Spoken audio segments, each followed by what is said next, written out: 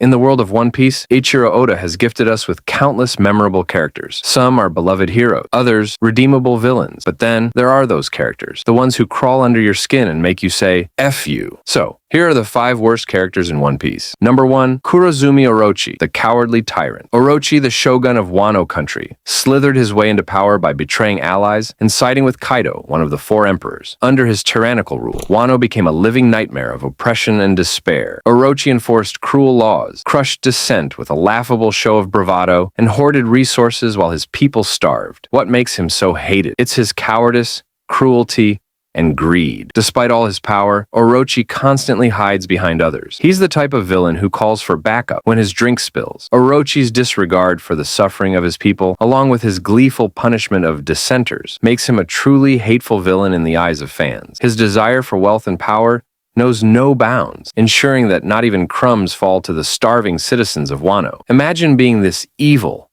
and this useless at the same time. Orochi is the type of guy, like in a group project, who shows up with nothing but still takes credit.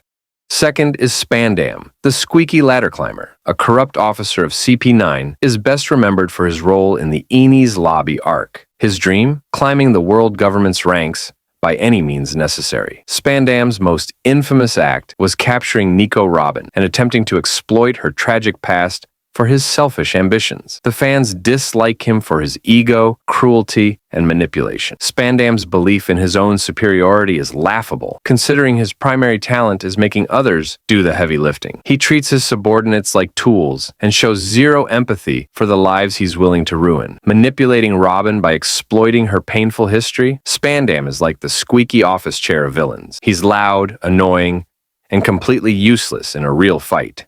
Third is Treble, sticky and sickening. Treble, a key officer in Doflamingo's crew, is best remembered for his grating laugh, sticky powers, and slimy personality. Behind the scenes, he was the one who manipulated Doflamingo to rise to the top, making him complicit in countless atrocities. Fans despise him for his obnoxious personality, blind loyalty, and complete lack of a redemption arc. Treble's exaggerated laughter and nasal voice make him a chore to watch, even in the most intense moments. Instead of questioning Doflamingo's actions, he fully commits to the evil, laughing maniacally as the world burns. In a series filled with complex characters, Treble stands out as someone who simply enjoys being awful.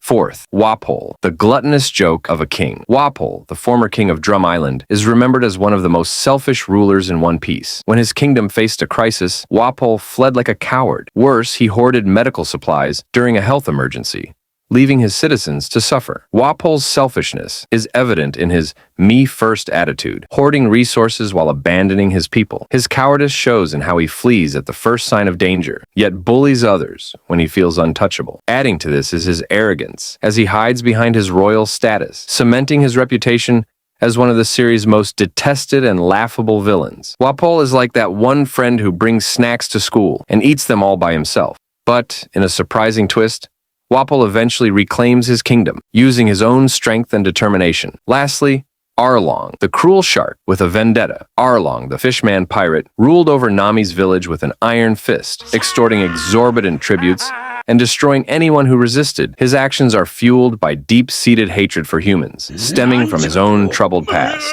Arlong's brutality is unmatched, as his oppressive rule and ruthless tactics make him one of the series' most despised early villains. Driven by a personal vendetta against humans, he channels his hatred into exploiting and enslaving innocents, including Nami, whose life he manipulates for his own gain. Unlike other antagonists in One Piece, Arlong shows no remorse or growth, remaining unrepentantly cruel until his ultimate defeat.